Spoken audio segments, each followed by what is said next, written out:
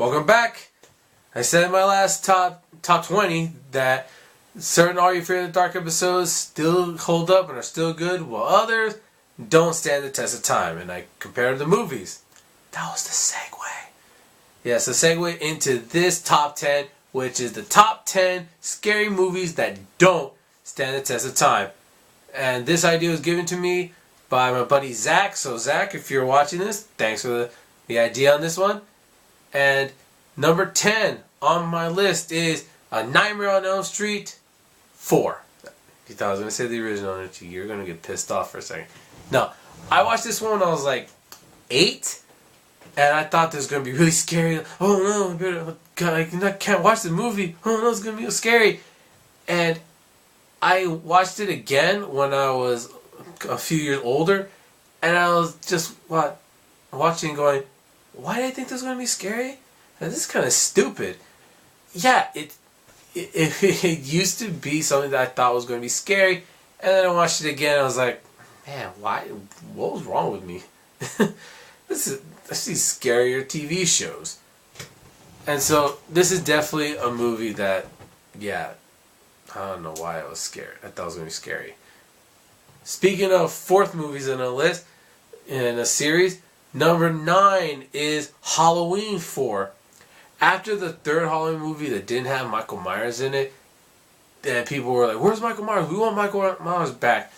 They brought him back, but I watched when I first watched it, I thought it was really good, and I thought I liked the idea of the invincible killer, but when I watched it again, I realized, man, he really isn't. First of all, he's not really that invincible, because at the end, he gets blasted to hell by a bunch of people and sent down a mine shaft to make us think that that he had been defeated, not to mention the fact that he didn't seem as imposing as a Jason Voorhees.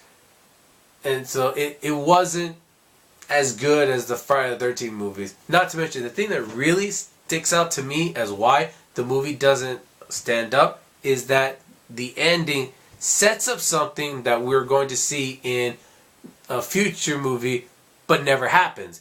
It really left us feeling flat. So it's kind of similar thing happened in Friday the 13th Part 5, but I felt it was more pronounced in this one. And if you watch it too, you'll probably understand why. So yeah, it's definitely because of that ending that doesn't lead to where it should have gone. This movie definitely doesn't stand the test of time. Number 8 is Urban Legend. Now, Urban Legend is a movie that came out during the whole, copying of Scream. And so I watched it. Tara Reid was in it, and I thought she was really hot.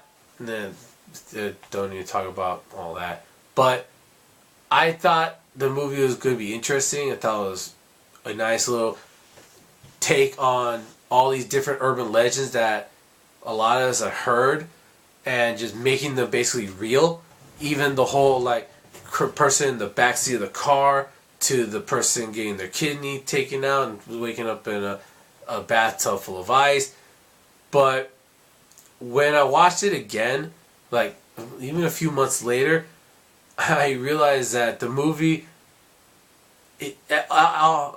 after you think about the whole urban legend thing, after you take a step back from just the idea and the gimmick of it, the movie really doesn't hold up, and it's not as good as I thought it was before. And so I think the movie is meh now. It's just not what it was when I first watched it. Alright. Number 7 is American Werewolf in Paris. So this is the quasi-sequel, I guess, to American Werewolf in London. And when I first watched it, I thought it was a really good werewolf movie, and I thought it was something that is going to be really intense and really scary.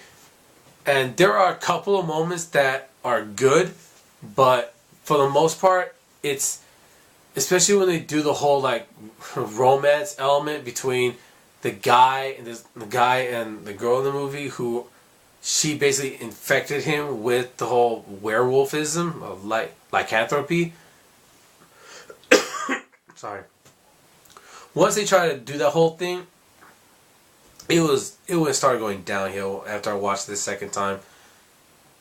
And I realized that, man, they did the whole thing of, oh, he has to kill her and in order to stop being a werewolf, and spare me that crap. Sorry.